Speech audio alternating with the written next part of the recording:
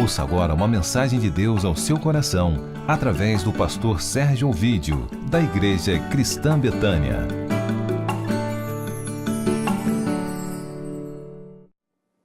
Evangelho de João, capítulo 11, versículo 1. Encontraram?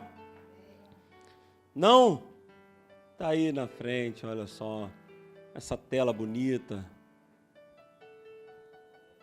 Estava enfermo Lázaro de Betânia, da aldeia de Maria e de sua irmã Marta. Esta Maria, cujo irmão Lázaro estava enfermo, era a mesma que ungiu com bálsamo o Senhor e lhe enxugou os pés com seus cabelos. Mandaram, pois, as irmãs de Lázaro dizer a Jesus: Senhor, está enfermo aquele a quem amas.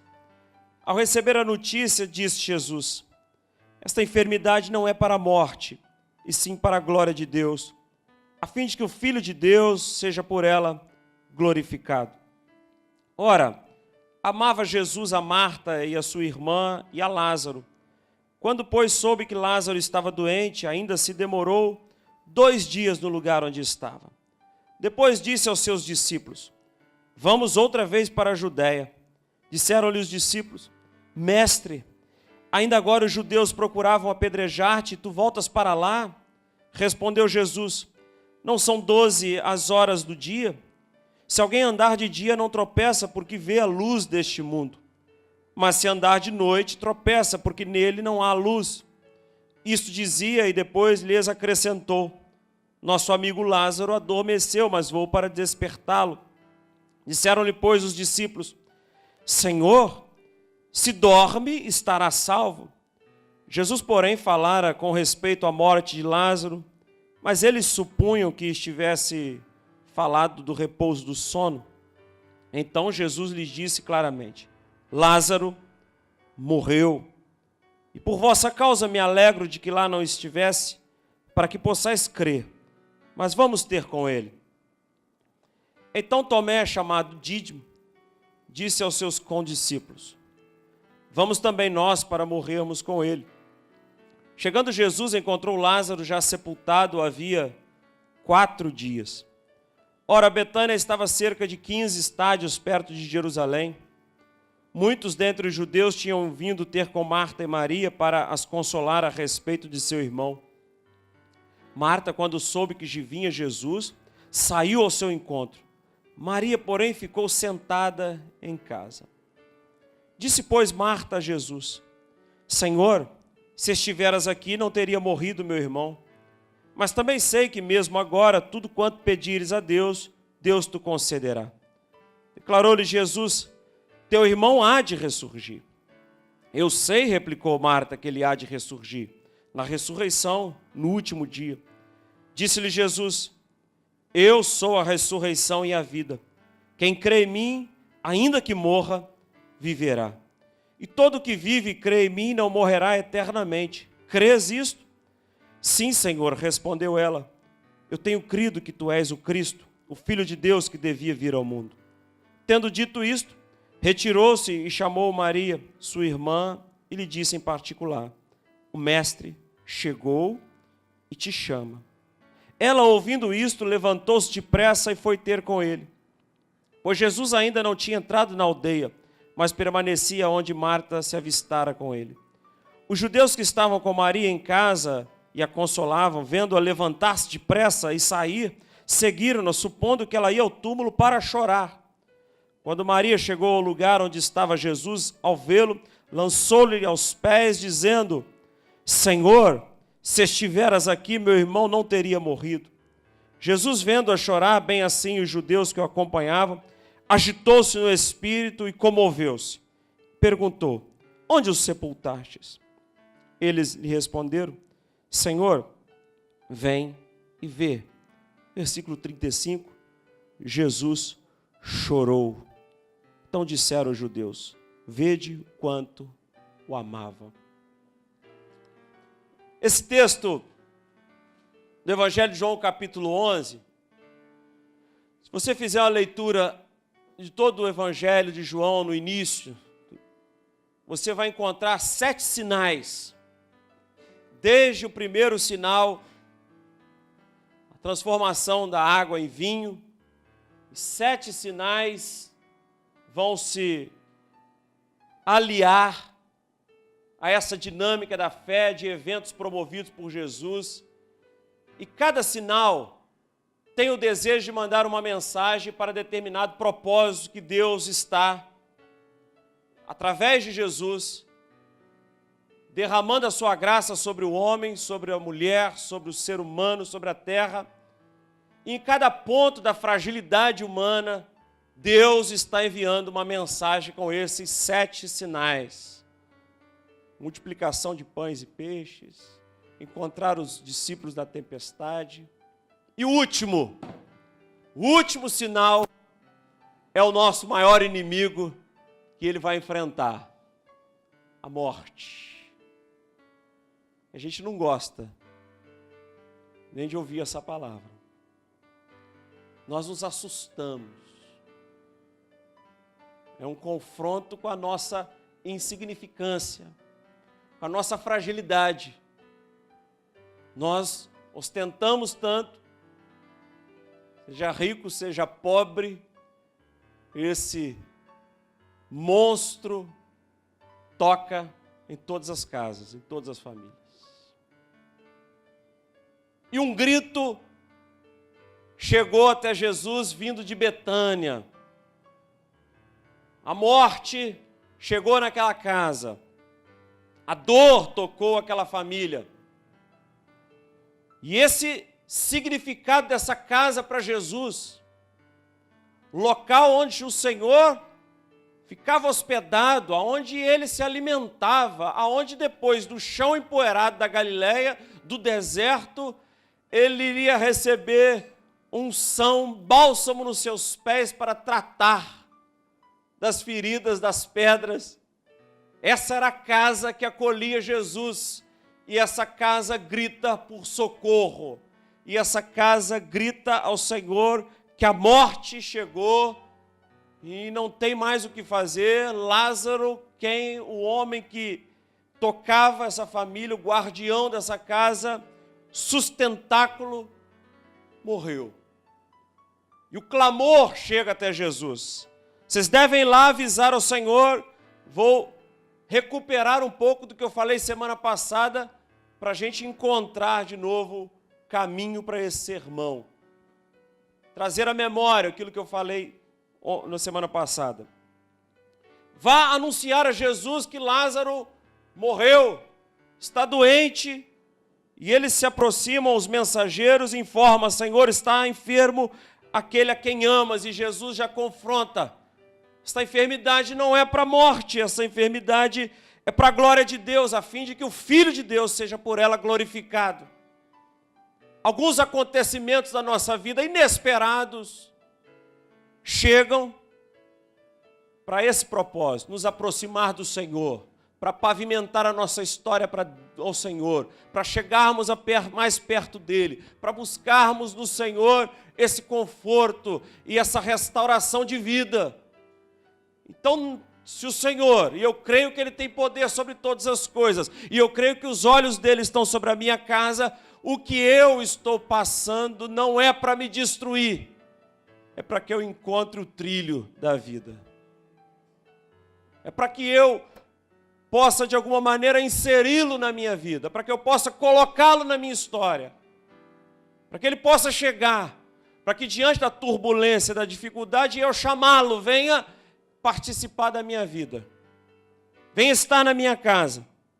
Lugar de descanso, que era Betânia, lugar de renovação, lugar de restauração, lugar aonde ele, no Evangelho de Marcos, diz que saiu de Betânia e teve fome, lugar onde ele matava a sua fome, precisa de socorro, precisa da sua presença. O lamento, a tristeza, a dor chegou em Betânia. E nessas horas é preciso recorrer ao Senhor. É preciso buscar em Jesus. Lugar que era momento prazeroso de conviver, o choro se instalou. É preciso buscar socorro em Jesus. Sabe o que eu aprendo? Que doenças, que sinistros, que enfermidades acontece na casa dos amados de Jesus, acontece. Nós vivemos uma mensagem evangélica triunfalista que recorrentemente nos ensina, ou tenta nos influenciar de que crente não padece de sofrimento, que crente não fica enfermo, não fica doente. Não! O Evangelho nos aponta que na casa dos amigos de Jesus, a morte chegou. Jesus frequentava essa casa em Betânia. E vamos pensar, a única casa onde não poderia haver nenhum doente era em Betânia. Se era a casa onde ele frequentava, se era um lugar de refúgio e não poderia haver mortos no lugar onde o Senhor estava. Mas quem está morto é um amigo. A família que sofre é uma família amiga. Quem morreu foi um homem que serviu ao Senhor com os seus bens, com a sua disposição, com os seus talentos. Quem está morto, quem morreu é membro de uma família que a todo momento estava a serviço de Jesus. Doenças, mal-estar, sinistros, notícias ruins chegam na nossa casa, se aproximam de nós. Vivemos uma humanidade caída e estamos sujeitos a essas fragilidades humanas. E essa é a hora de clamar pelo Senhor. Essa é a hora de buscar nele socorro. E a gente acha que uma hora passar uma tempestade, não vamos enfrentar isso nunca mais. Lázaro morreu, ele não ressuscitou. Está errado quem diz que ele ressuscitou, porque ele tornou a viver novamente. O primeiro a ressuscitar foi Jesus, o primogênito dentre os mortos. Então Lázaro retornou à vida. Mas será que Lázaro nunca morreu de novo? Morreu. Nós padecemos, nós enfrentamos essas dores. No capítulo 12 já está escrito que estavam atrás de Lázaro para matar, porque Lázaro era aquele que Jesus ressuscitara, retornara à vida dentre os mortos. Ou seja, no capítulo 12 já estão procurando tirar a vida de Lázaro de novo. Se eu fosse ele, eu falava assim, mas acabei de morrer no capítulo 11, eu morrer no 12 de novo. Essas dores nós enfrentamos. Nesse primeiro momento é clamar ao Senhor para que Ele se aproxime. E Ele demora 2 dias. 2 dias Ele demorou. Mais 2 dias de viagem. Contamos 4 dias. A demora do Senhor é proposital. Tem uma mensagem. O Senhor deseja anunciar que, embora não esteja presente fisicamente, está espiritualmente com os seus ouvidos inclinados para a dor de Betânia e atento. E se você clamou por Ele, Ele está a caminho, chegando, se aproximando.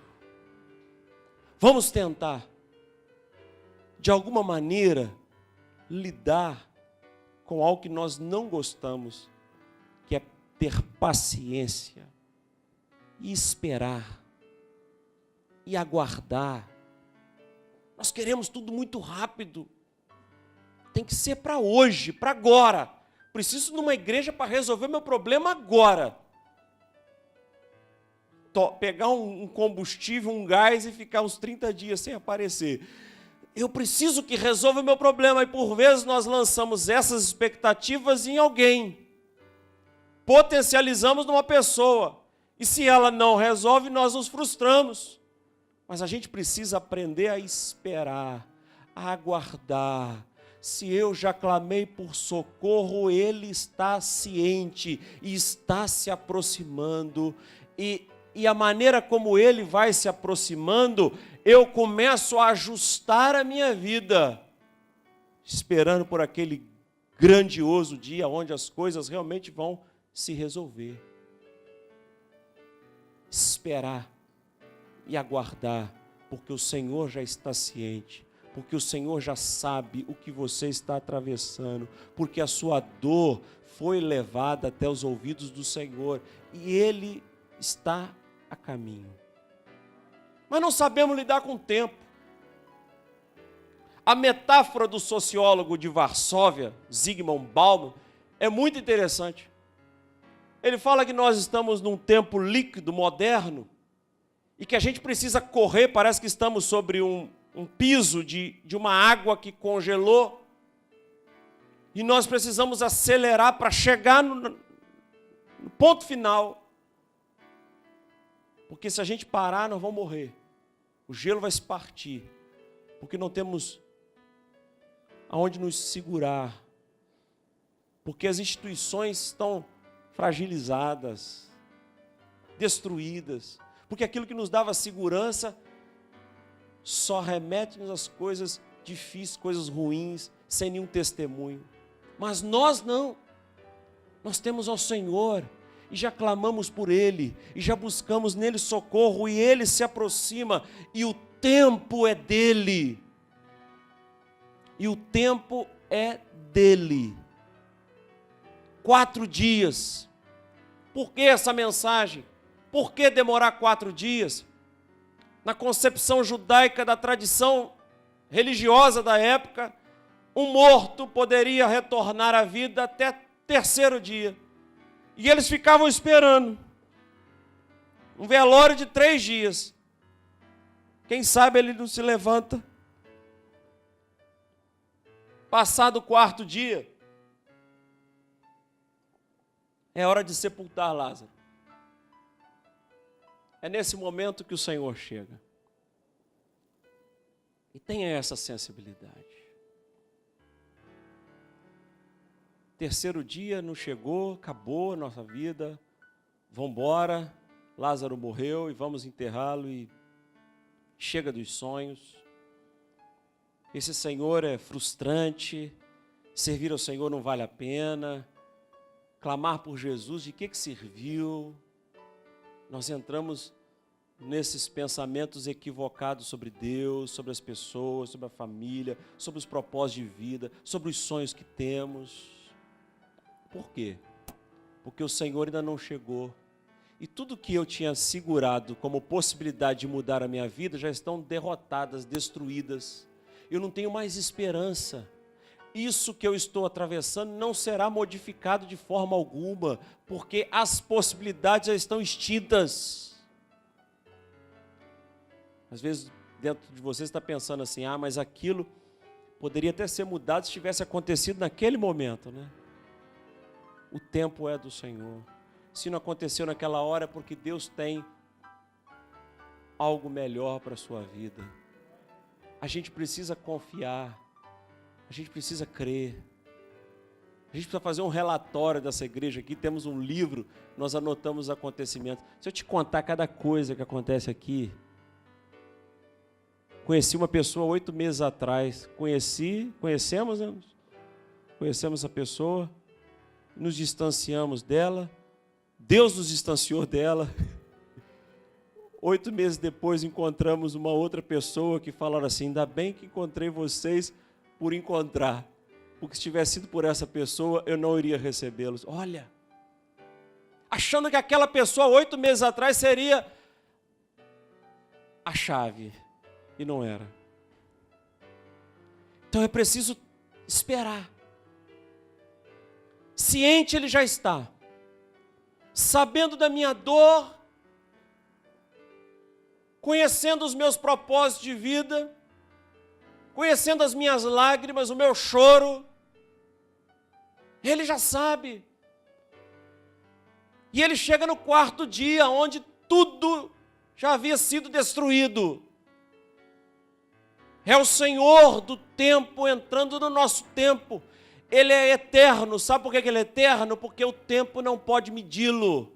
Ele é eterno porque ele não cabe no nosso tempo.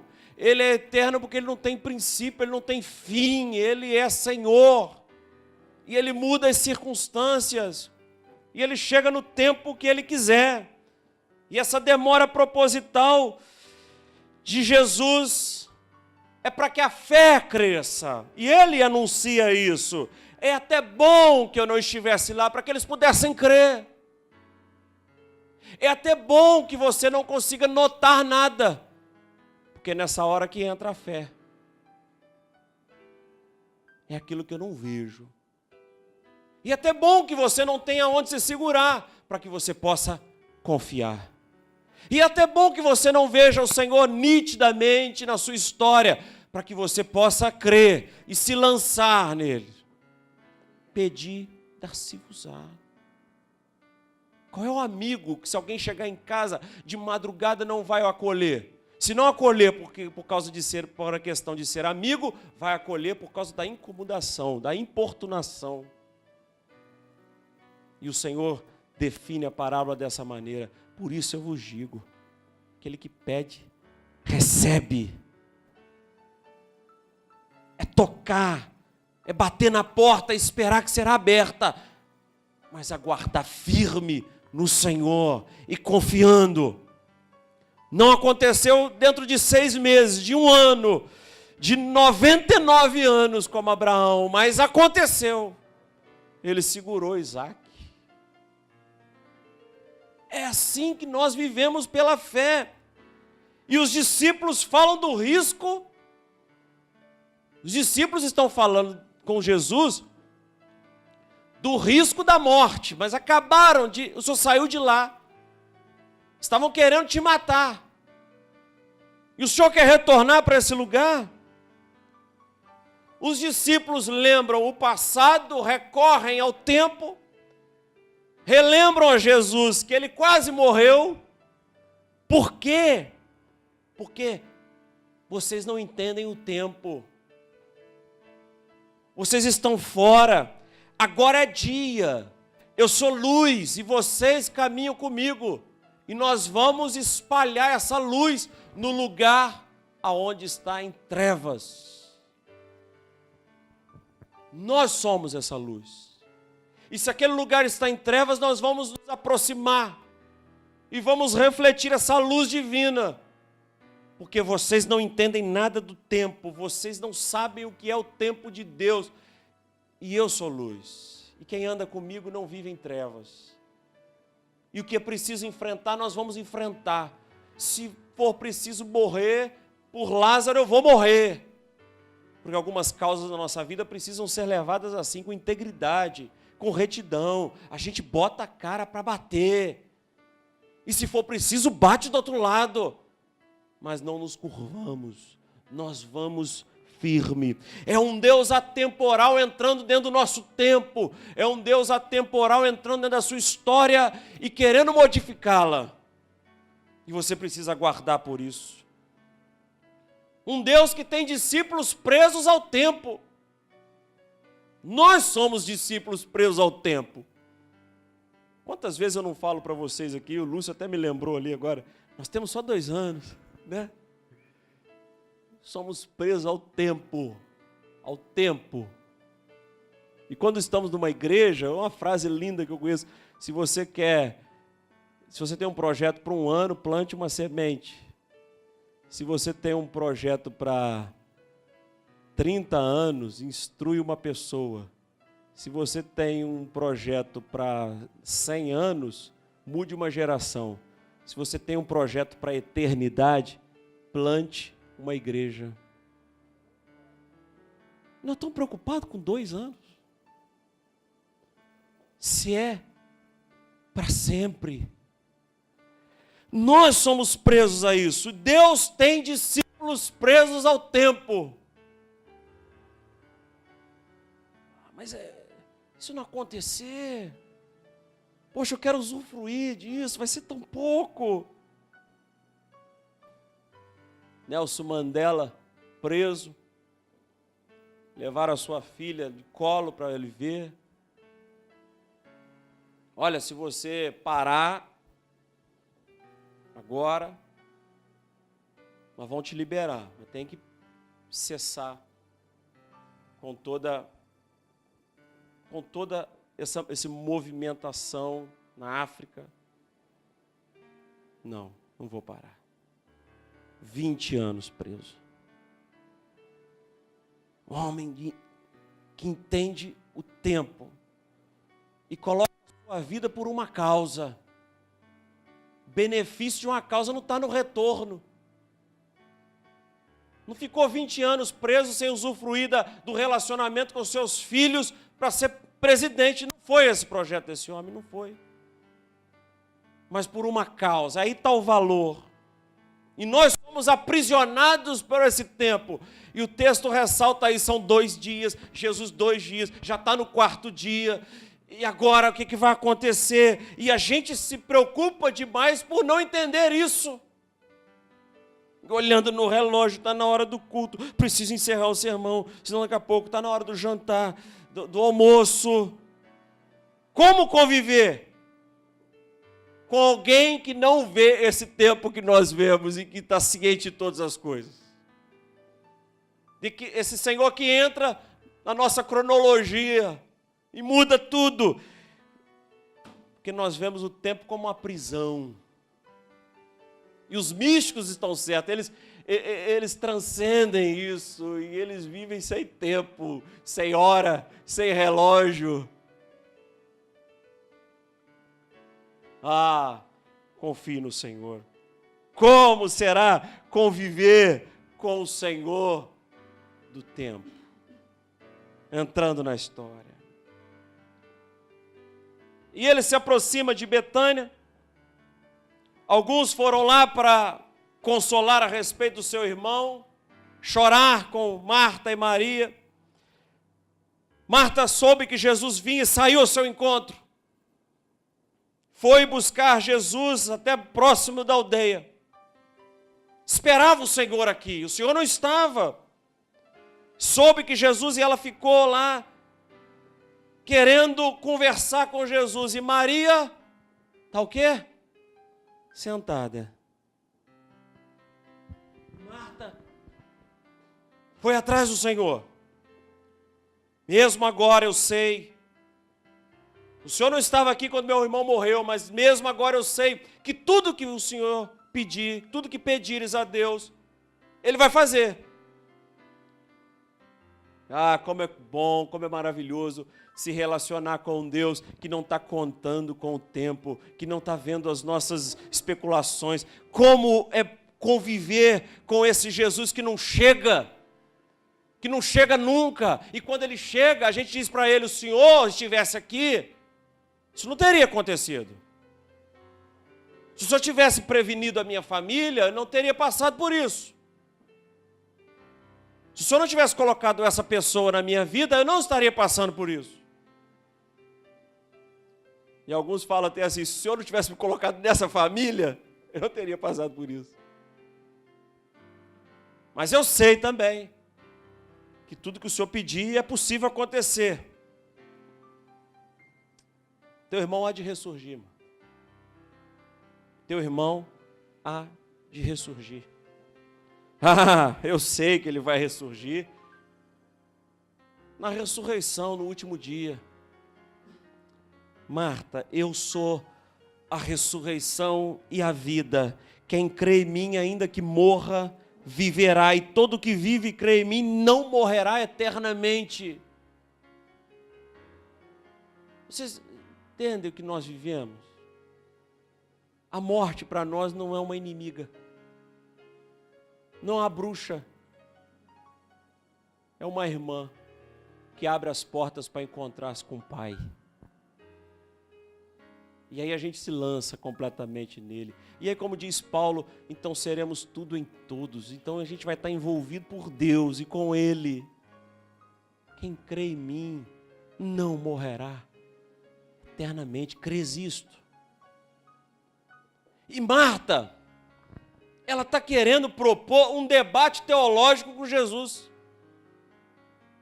Seu irmão vai ressurgir, eu sei que ele vai ressurgir na ressurreição, no último dia. Mas eu sou a ressurreição e a vida. Eu sou quem fala contigo, e quem vive, quem crê em mim, não morrerá eternamente. Não morrerá.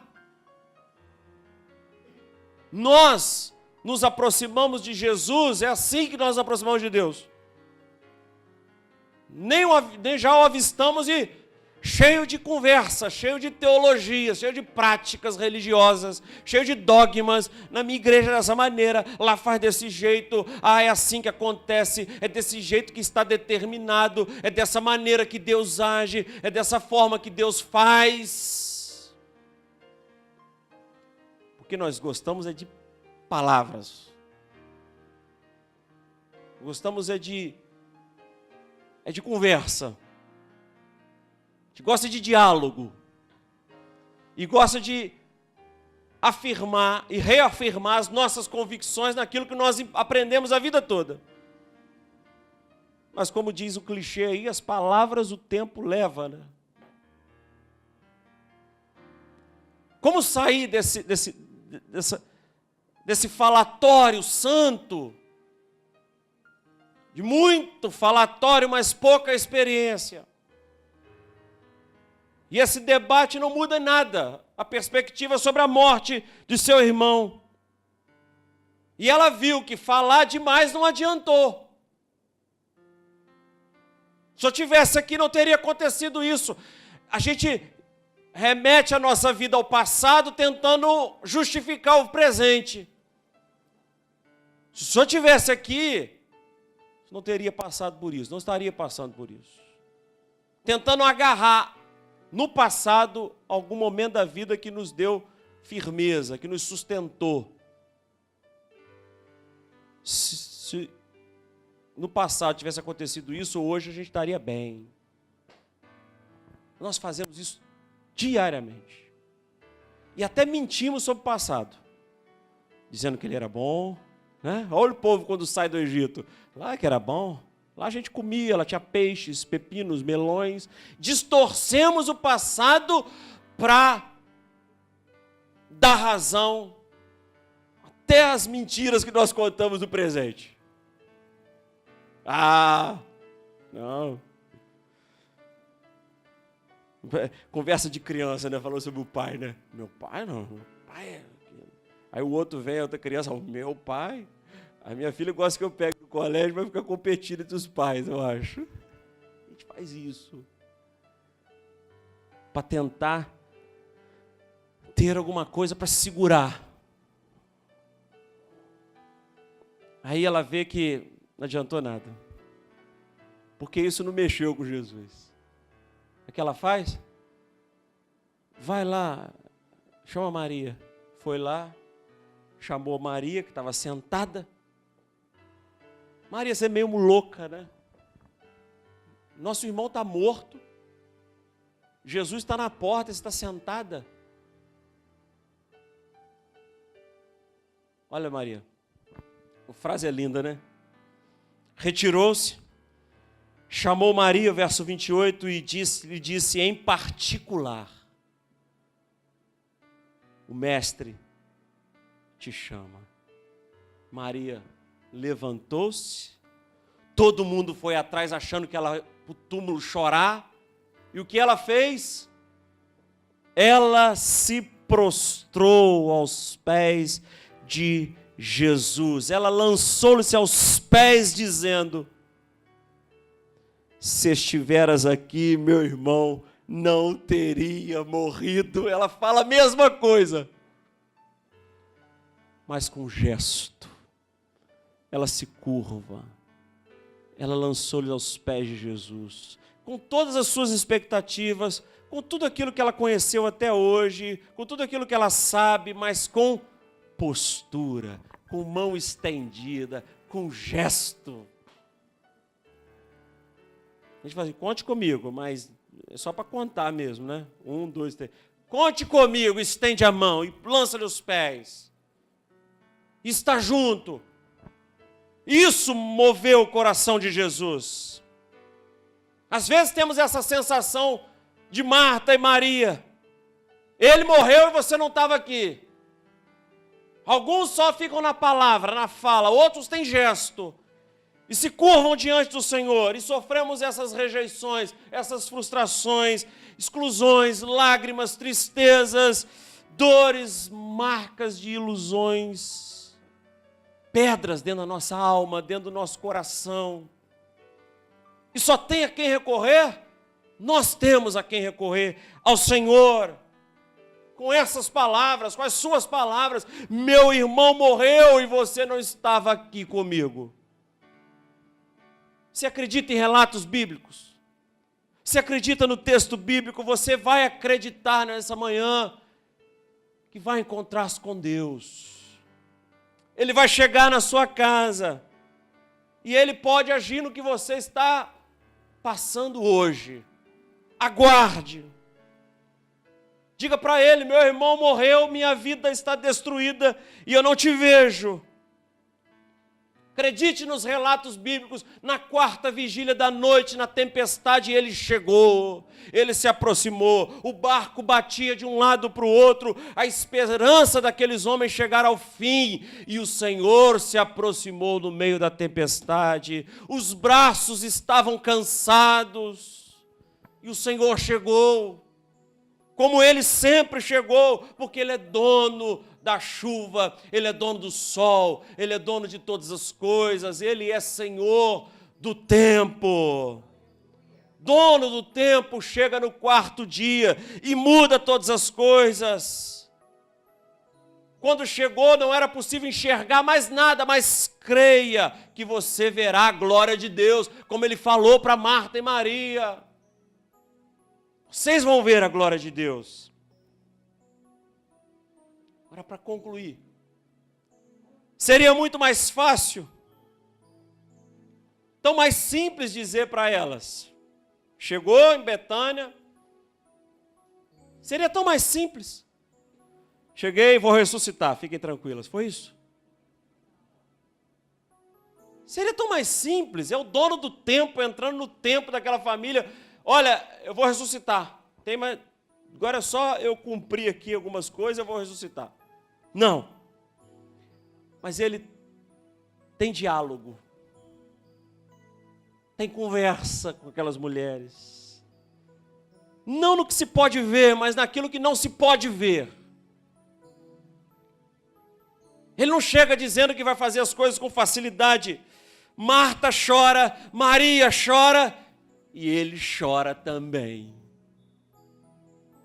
Ele sente a dor. Ele quer experimentar um pouco a dor dessa casa, Ele quer chorar junto com essa família. Ele não veio nos ensinar que há momentos na vida que só cabe a nós esperar, porque Ele está chorando conosco. Ele chorou com essa casa. Sabe por quê? Porque antes de curar, porque antes de ressuscitar, é preciso amar. É preciso chorar junto com a casa.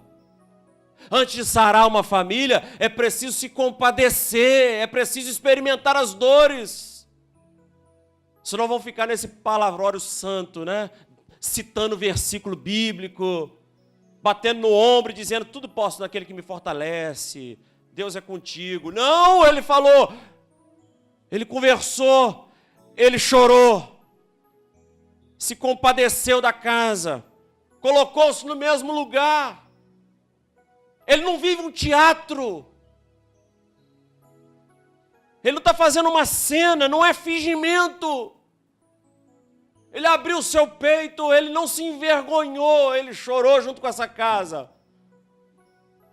A gente precisa ter essa dimensão de chorar junto com aqueles que Deus colocou na nossa história. Um Deus como Jesus, que não se permite segurar o choro. Esse é o teu Senhor. Um choro público, sem vergonha nenhuma, perturbou-se com o drama daquela família e chorou. Perturbou-se com o drama da morte do ser humano e chorou. Agitou-se no espírito e comoveu-se com a dor de Marta, com a dor de Maria, com a sua dor. Ele agitou-se e ele está agitado, e ele está comovido, e ele chora. Não é teatro, é choro, é lágrima. é experimentar o que você está passando. Ele faz isso quando chega na sua casa. Chega curando, ressuscitando, não. Ele chega querendo te conhecer. Vamos ficar de pé, por favor.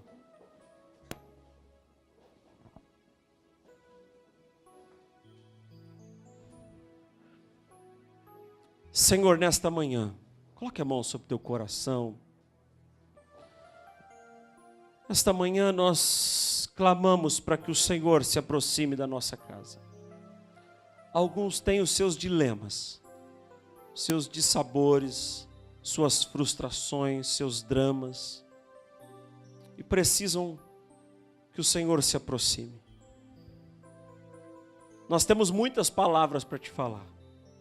Temos muitos argumentos, muitos, Senhor. Mas nessa manhã, nossos argumentos possam descer aos teus pés e reconhecer o teu cuidado. Que numa família, quando o Senhor entra, todas as esperanças são restauradas, Pai. Que seja o último dia, o último minuto, ou que tenha passado já os dias e as expectativas, o Senhor chega e transforma, Pai. Em nome de Jesus, venha nos dar essa sensibilidade de chorar com os nossos irmãos, entender a sua dor e ser luz na vida deles, Pai. Em o nome de Jesus. Amém. Não tenham uma fé pretensiosa.